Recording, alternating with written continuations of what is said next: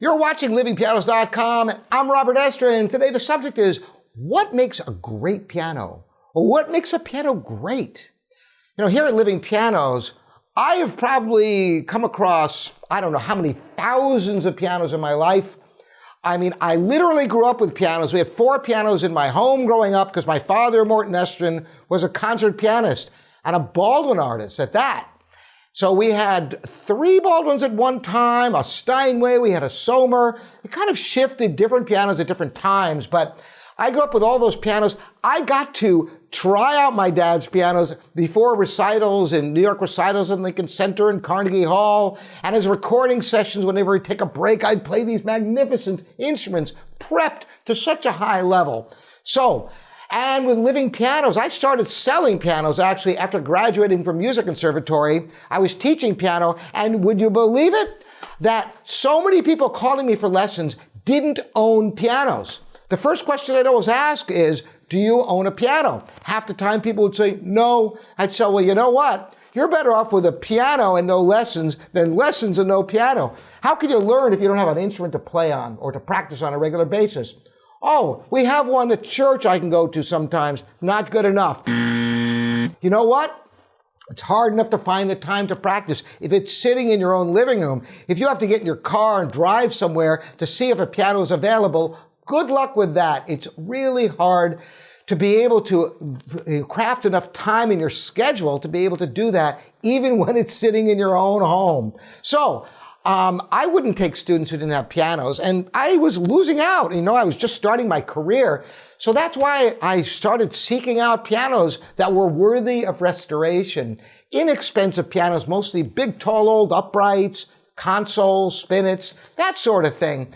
And of course, the need for that was so great that my entire life I've always kind of had pianos in my home, and eventually outgrew it and even had stores and such, but mostly just out of our live-work loft. And here we have a building with 4 different stories, and we have 2 showrooms and a piano shop in the back, and we live here on 2 floors above. So I've always literally lived with pianos. So I have a real perspective on what makes a great piano. And I'm going to share with you some tips.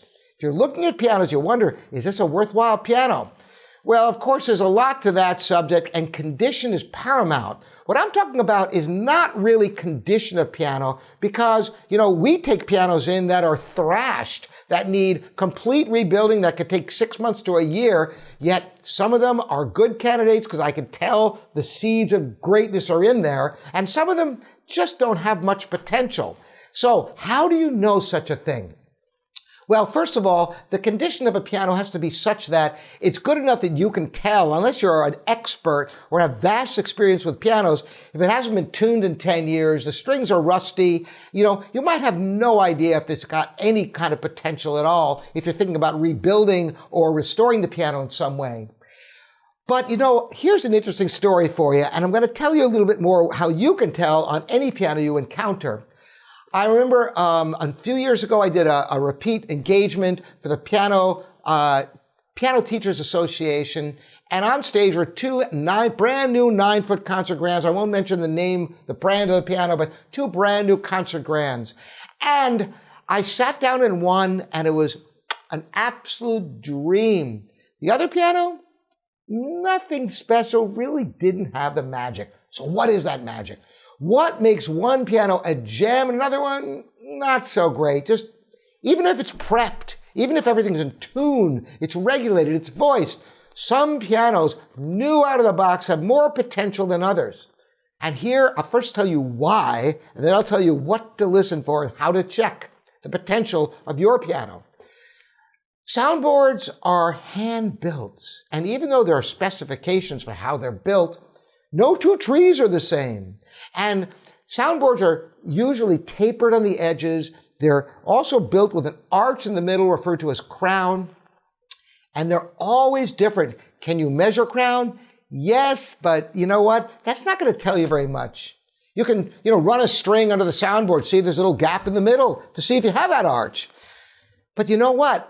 The tone of the piano is how you tell how good the crown of a soundboard is. Now, if you've been around a lot of different pianos, and particularly really old pianos, a large old piano might have a thunderous bass, but it's in the treble that you most often lose the sustain of the tone. And this is key.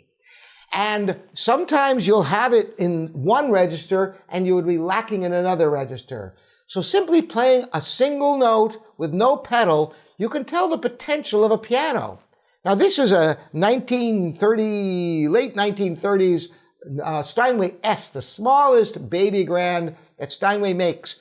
My grandfather bought this piano for my father, and we rebuilt it a number of years ago. It's got the original soundboard without even a hairline crack in it, just lucky, I guess, having grown up in a number of environments.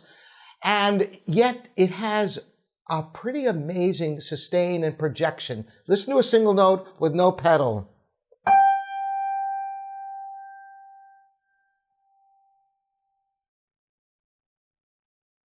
I don't know if you can tell, it's still going. Now, when you get to the really high register, that's where a lot of pianos really just lose it.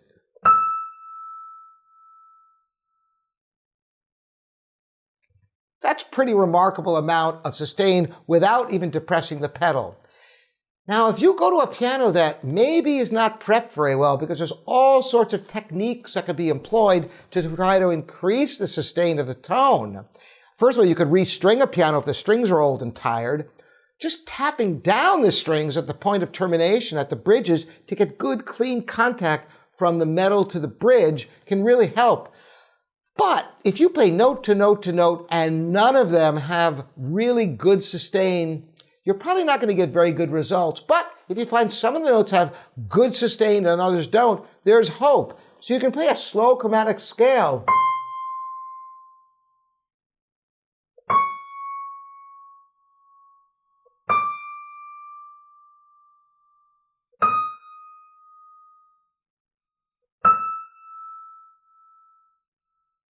Now in the lower register, you'll almost hear a plume to the sound.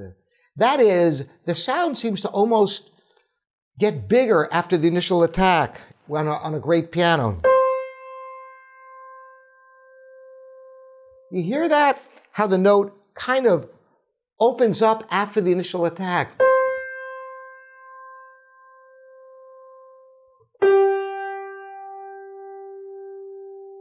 Instead of going da and dying away, it goes da. That is the sign of a great piano. And if you have that in all registers, you're in great shape. Now, if you're looking at a piano that has not been prepped and you're looking to buy one and you're wondering what potential does it have? Maybe it looks good, it sounds okay, but it's not great overall. Listen for several different notes in various registers, and if some of the notes, or a good number of the notes, have that sound, but if you have a whole register that really is lacking in that expansiveness of the tone and the sustain, you're probably never going to get great results out of it. Now, sometimes you can replace a soundboard and bring that vibrant life back to a piano. But of course, that's very expensive because it involves rebuilding the whole piano, and the soundboard, just the soundboard, can be in excess of $10,000. So that's how you can know what is a great piano. Now, obviously, a great piano is one that has the potential and has had the work, and everything is in magnificent condition inside and out. Then you have the ultimate piano. So I hope this has been helpful for you. Thanks for joining me on livingpianos.com, Robert Estrin. I love having all you subscribers, and at Patreon, you can get custom videos just for you. So you can consider subscribing there as well. See you next time.